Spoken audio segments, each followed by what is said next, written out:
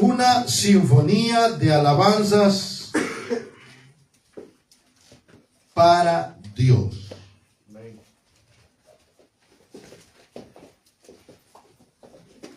Cuando lo tenga, se pone de pie. Salmo 150.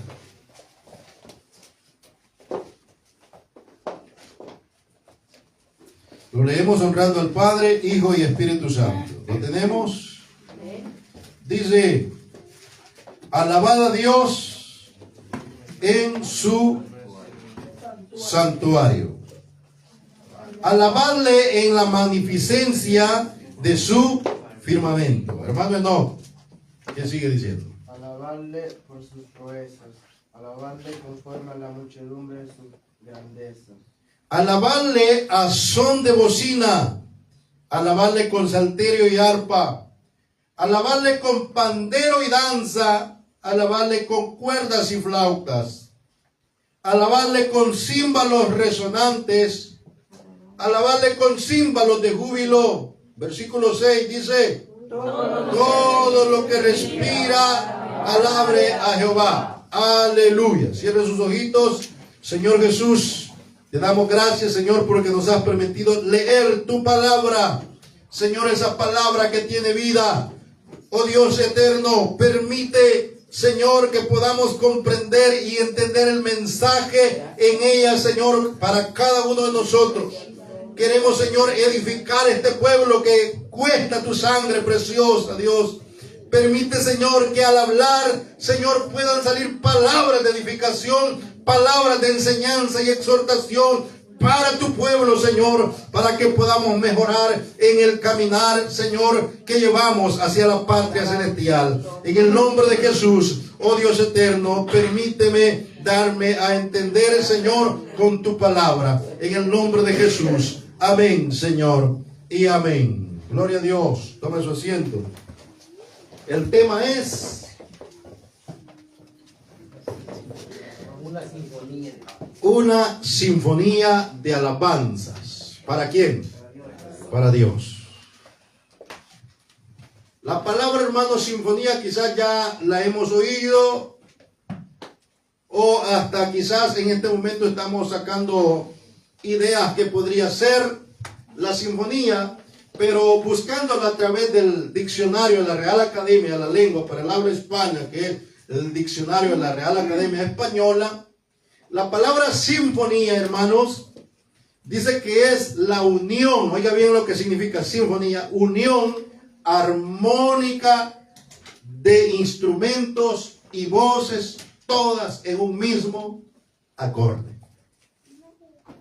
La unión armónica de las voces y los instrumentos, todas unidas o conjugadas en un solo acorde. ¿Qué quiere decir eso? Dios.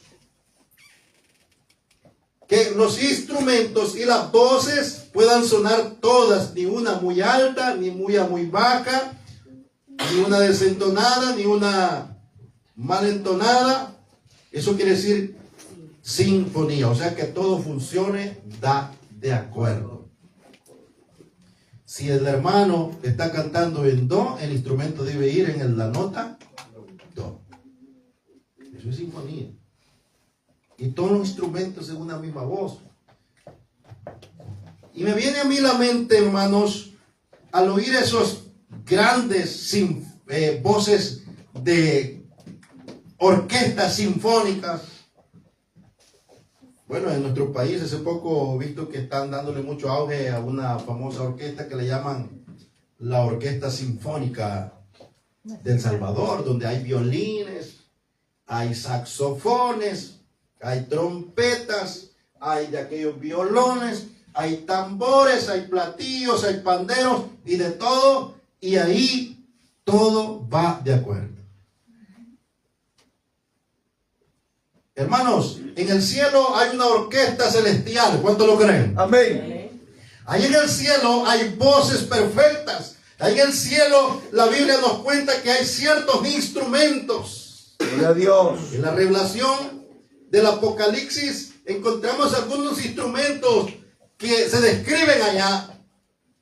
En Ezequiel capítulo 28, versículo 13, encontramos que cuando el ángel, el querubín llamado Lucifer en aquel entonces, cuando él fue creado, ahí estaban todas las voces y los instrumentos preparados para el día de la creación, porque iba a ser creado un ser muy importante. Eso quiere decir que cuando los tamborines, todos aquellos instrumentos estaban preparados para la creación de ese ser, hermanos, nadie estaba sonando a su manera. Todos querían hacer una sinfonía delante del Creador.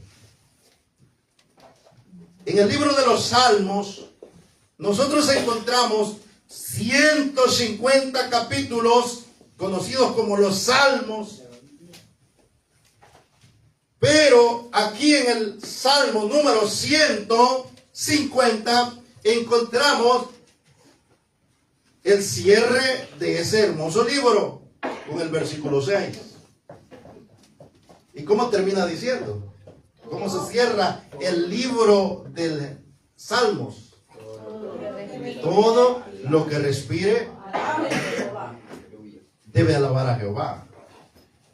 Entonces ahí está involucrado también el ser humano que respira. Dicen que las plantas respiran, ¿verdad que sí? ¿Y dónde tienen la nariz las plantas? Me dirá, en alguna parte Dios se las dejó que respiren, porque tienen vida. Por las cosas, los pulmones. Bueno, ahí dice hermano que ahí están, en los pulmones. Los pulmones. El ser humano tiene pulmones, y cuando el aire no llega normalmente a los pulmones, usted sabe que comenzamos a sentir aquella desesperación, que casi nos morimos y estamos dando viento, porque necesitamos el oxígeno. Porque sin oxígeno el ser humano no puede vivir. ¿Y cuán caro es el oxígeno? Para que una persona pueda sobrevivir en este planeta con un oxígeno artificial, tiene que pagar mucho dinero. Un día, hermanos, trabajando yo por ahí, de repente llega un furgón y yo estaba mal estacionado y me dice, por favor, dame permiso porque yo debo bajar una carga que trae. Y me aparté y lo esperé que él saliera, y mi curiosidad se baja con unos tremendos tanques, así como si son tropigas, hermano. Y lo único que eran extraños, ¿verdad? Le pregunto qué tipo de trabajo iba a hacer. Y me dice, no, es que aquí tenemos a un anciano que debemos que cambiarle cada cierto tiempo ese oxígeno. Y si yo llego tarde en el momento cuando ya se ha terminado, será un problema para mí. Entonces debo estar anticipado. Si es posible, yo no debo revisar si tiene o no tiene. Mi tarea es dejarle el nuevo y ir. Llevarme el que ya usó. Porque no hay que esperar que ese se termine, porque si solo esperamos 1 minuto o 2 minutos, esa persona se desconecta de este mundo y será un problema grande para mí, que soy el que conceño este material. Vino a mi mente y digo yo, qué bendición tenemos nosotros los que estamos sanos de los pulmones. ¿Cuánto dan gloria a Dios? Pero a veces nosotros no valoramos, hermanos, esa bendición que Dios nos ha dado de poder respirar. Gloria a Dios. El versículo dice, todo lo que respire, alabe a Jehová. Amén. Entonces, respirar creo que no estaría de más, o ir a un diccionario qué significa respirar. Basta que usted le haga, está identificando que es respirar. Pero si lo meten bajo el agua y respira, ¿qué le sucede? Pero los pescados pueden vivir adentro y respiran. A ellos al contrario, si lo sacan, se mueren. El contrario de ellos es que si lo sacaron, se mueren y respiran. Porque tienen vida. Nuestro Dios es especial, ¿verdad? Los seres que iban a vivir en el agua los hizo anfibios. Los que van a vivir fuera del agua nos hizo pulmones. Qué perfecto es nuestro Dios. Sí, amén. Aleluya. Pero sin embargo, a veces cuando vamos a darnos esos chapuzones, ¿verdad? Cuando por un descuido o algo nos descuidamos, hermano, y ya estamos llenando el calabazo, ¿verdad? Uno se aflige. Uno dice, ¿qué sucede conmigo? Me sucedió en una ocasión, hermano, todos estaban tirando, y tú me dices, tírese también. Y yo, también obediente, me tiro. Es que es terrible, no les cuento la historia de lo que nos sucedió. Pero allí, hermano, uno ve la angustia, que uno no quiere desaparecer de este mundo. Pero sin embargo, hermano, nosotros debemos de valorar esta bendición que tenemos. Respiramos por esas narices que tenemos, hermano, y podemos darnos el lujo de hacerlo así. Y Dios no nos cobra, pero ni siquiera un centavo por eso. Bendita misericordia de Dios. Pero sin embargo, a veces no limpiamos los filtros, ¿verdad? Allá andan todo duras las cosas, y esos son los filtros que Dios nos dejó para que el aire llegue limpio.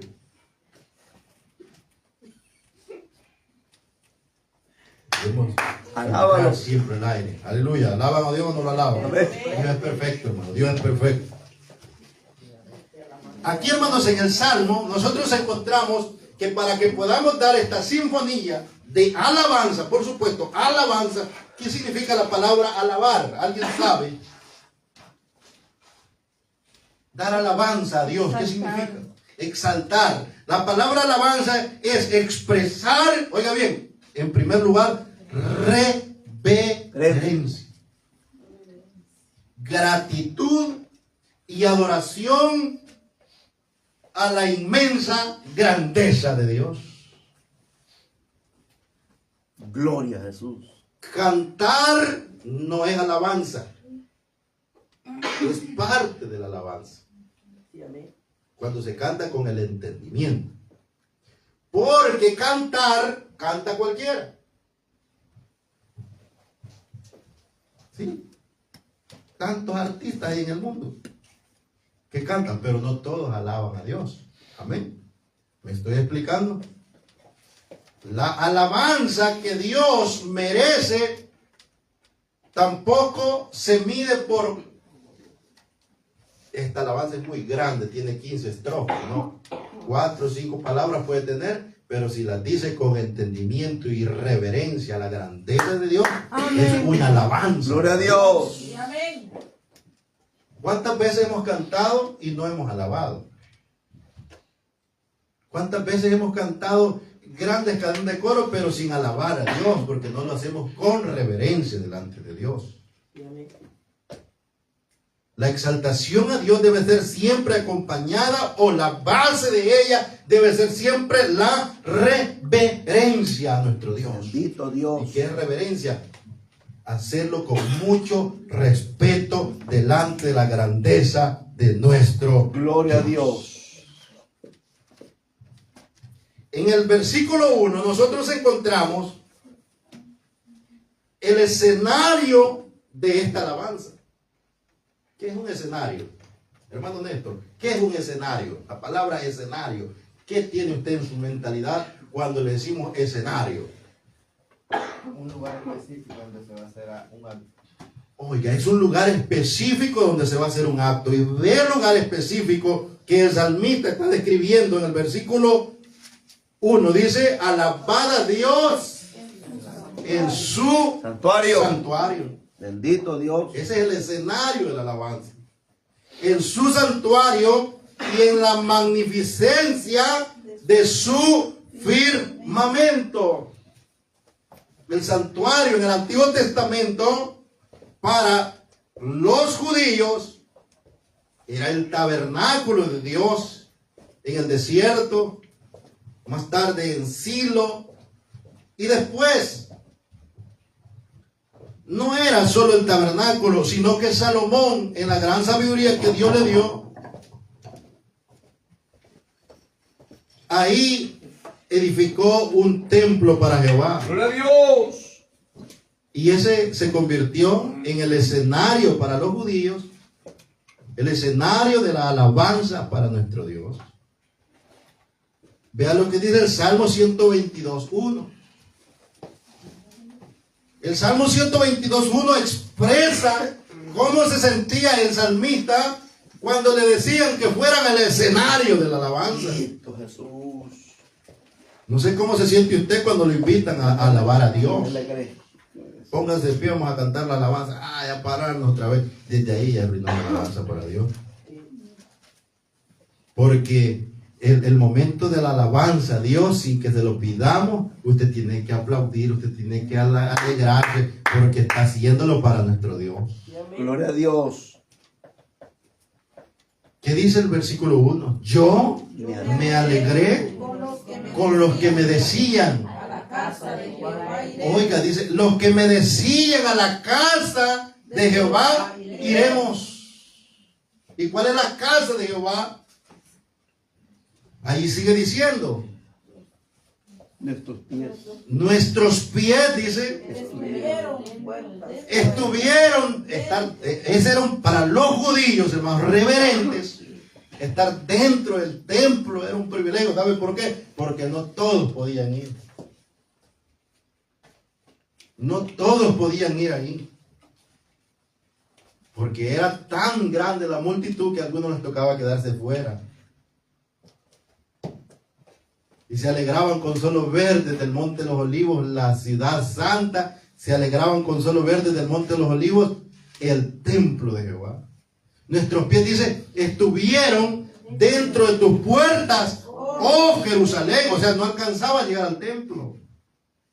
¿Y qué más dice? Jerusalén que se ha edificado Jerusalén que se ha edificado como una ciudad que está bien unida. Oiga, ¿cómo estaba la ciudad de Jerusalén? Bien unida Entre sí.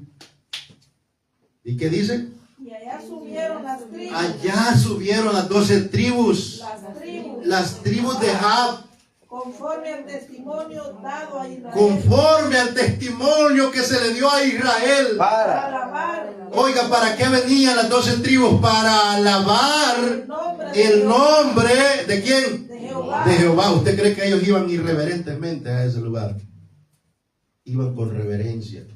Cuando nosotros venimos a la casa de Dios, debemos de venir con reverencia.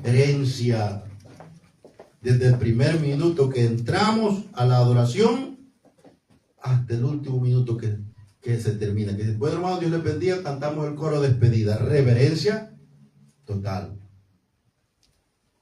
Pero ¿quién hacía esa reverencia?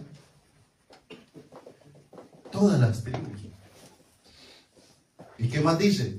Porque allá están las sillas del juicio. Oiga, allá está el gobierno, allá están las sillas del juicio. Los tronos de la casa de David. Los tronos de la casa de David.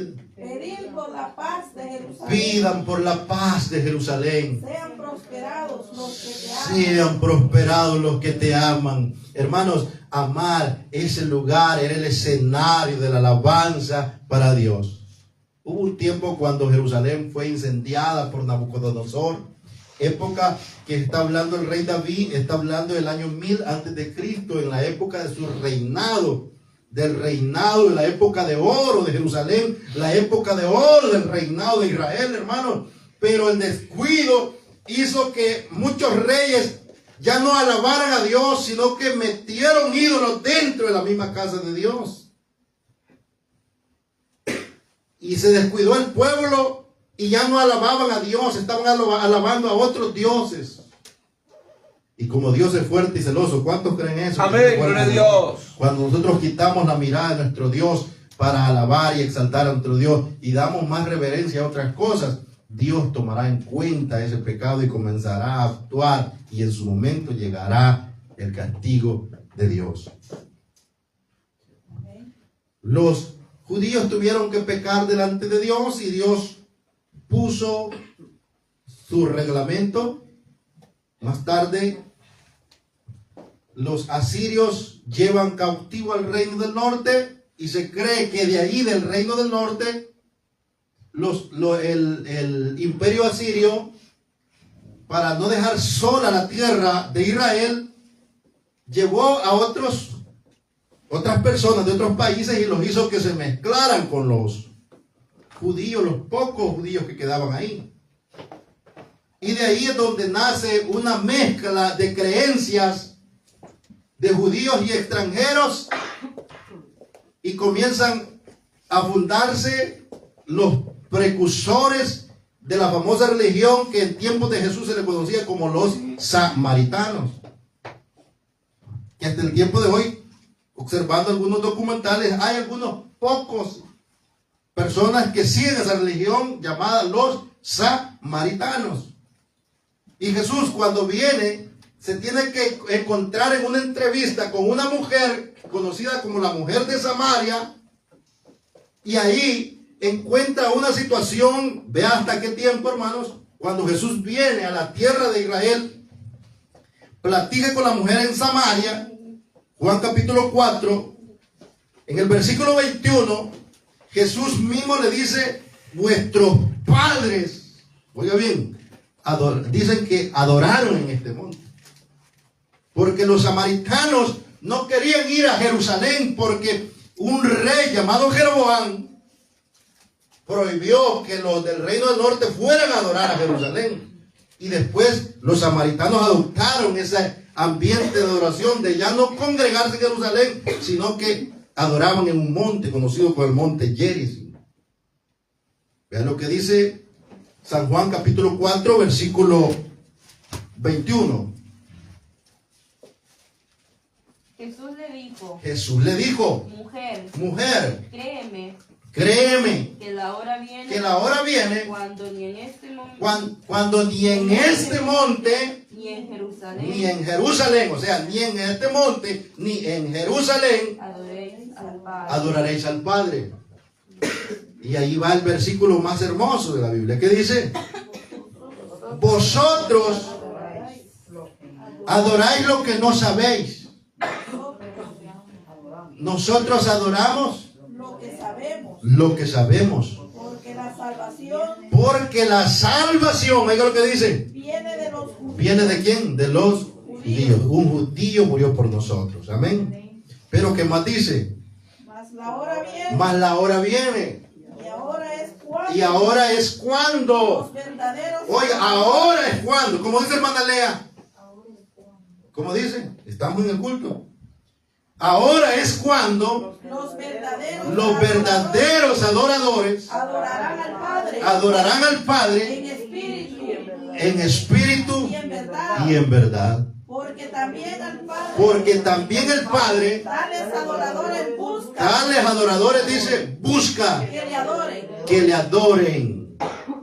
Y los que le adoran en espíritu y en verdad es necesario que le adoren. La hora viene cuando ni en este monte, amén, hermanos, el escenario se amplió y ya no es solamente en Jerusalén, ahora es en todo el mundo, todos nosotros. Dice la palabra: quiero que los hombres oren en todo lugar, levantando las manos limpias, sin iras y sin contiendas.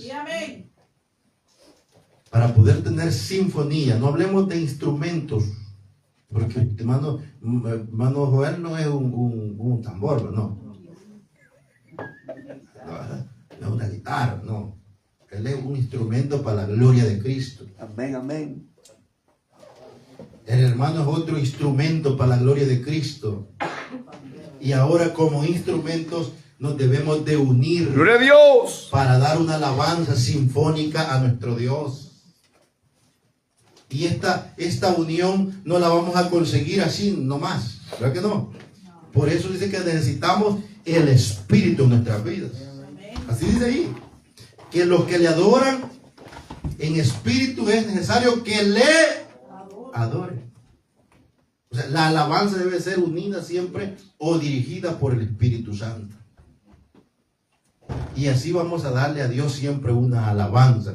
Por eso, hermano, cuando a usted le delegan un privilegio, oremos mucho por ese privilegio que vamos a desempeñar. No vengamos aquí a querer que el Espíritu Santo nos use cuando nosotros no tenemos comunión con el Espíritu Santo. Dios. Desde el que dirige, canta alabanza, cántico, ora, ofrenda y que predica, debemos de depender siempre de la dirección del Espíritu Santo. ¡Aleluya! Para que la alabanza que damos a nuestro Dios sea una sinfonía delante de su santa presencia. Amén. Y seamos Gloria a Dios. honrados delante de la presencia Sí, de amén. nuestro Dios. Gloria a Dios. Porque de lo contrario no podremos ser de agrado delante de nuestro Padre en la magnificencia de su poder sin límites al alcance humano. Amén. Hay cosas que podemos ver nosotros por aquí, pero afuera del planeta ya no sabemos qué es lo que hay. Hay otros mundos que adoran a Dios. Hay otros seres que adoran a Dios. Solo Dios Lo sabe. lo sabe. Pero lo que sí sabemos es que ahora también nosotros somos escenario de adoración para nuestro Dios. Que dice 1 Corintios 3:16. ¿O ignoráis? 3:16 de 1 de Corintios. No sabéis, dice, que sois templo de Dios y que el Espíritu de Dios mora en vosotros. ¿No sabéis que sois templo de Dios? Samuel, tú eres templo de Dios. Abner, tú eres templo de Dios. Enoc, tú eres templo de Dios. Febe, tú eres templo de Dios. Aleluya. Antes Israel, las 12 tribus tenían que ir hasta Jerusalén para adorar. Los samaritanos tenían que subir una montaña para adorar a Dios. Pero Jesús dijo, la hora es, ahora es, ahora es, hoy es para los verdaderos adoradores, adorar al Padre en espíritu y en verdad. Que somos templo y morada del Espíritu Santo en nuestras vidas. Bendito Jesús. El gran significado de la alabanza a través del Espíritu Santo nos pide sinceridad en nuestro corazón. Debe surgir desde lo más adentro, motivado por un amor sincero a nuestro Dios. Amén. Gloria a Dios. Aleluya. No vamos a adorar por emoción, no vamos a adorar porque alábale, alábale, alábale. Y si tú no quieres alabarle, no va a haber alabanza nunca. ¿Cierto? Dentro de nuestro corazón debe nacer, debe ser allí la fuente de adoración. Un corazón dirigido por el Espíritu Santo pensará siempre en alabar a Dios. Se olvidará de los que están a su lado, se olvidará de los problemas, de los dolores y alabará a Dios. Y cosas grandes sucederán cuando alabes a Dios en espíritu y en verdad. Aleluya. Así funcionan las cosas.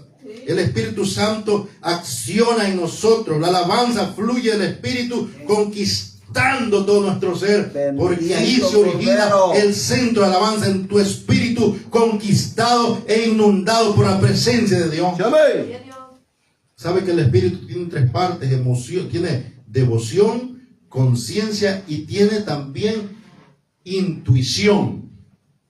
El espíritu del ser humano tiene devoción, tiene conciencia y intuición. Dentro de tu espíritu hay esas tres cosas importantes que Dios ha dejado. Y una de las cosas más importantes que el Espíritu Santo utiliza dentro de tu espíritu es la devoción a Dios.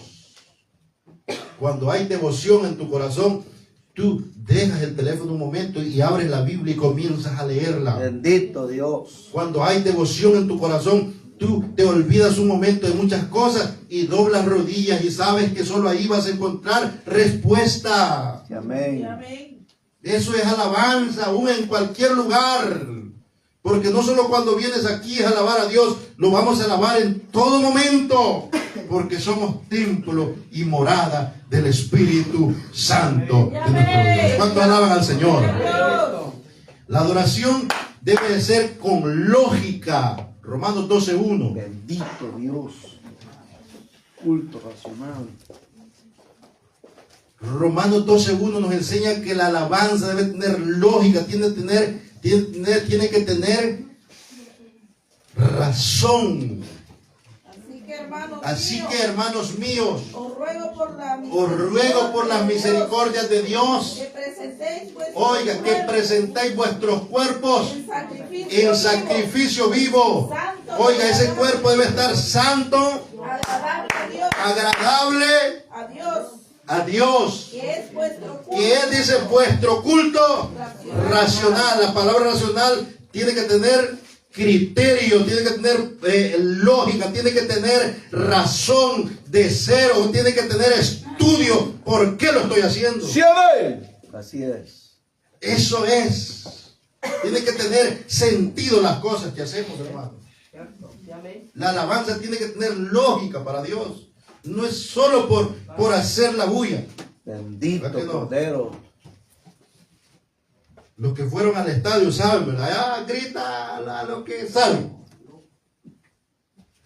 Y hace poco, bueno, hoy ya han regulado algunas cosas, pero algunas hasta bolsas de otras cosas llevan y las tiran. Era un desorden, hermano. Eso no tiene lógica. Había un hermano allá que para alabar a Dios comenzaba a pegar en el suelo y hacer una... No tiene lógica esas cosas.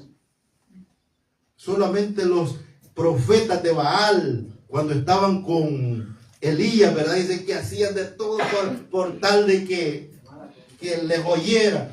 Elías tranquilamente dijo, ¿ya terminaron? Esa es la alabanza verdadera. No, espérense que faltan otros 5 que se corten, creo que todavía. Y comenzaban a herirse y a hacer de todas las mímicas, hermano. Y no funcionaba la alabanza, porque estaban alabando a un Dios muerto. Ya terminaron. Sí, bueno, necesitamos unos acarreadores de agua y de todo. Y comenzamos a bañar de agua el sacrificio. Le metieron agua en una zanja para que también se haga una piscina ahí adentro, dijo Elías. Y comenzó Elías a alabar y adorar. ¡Aleluya!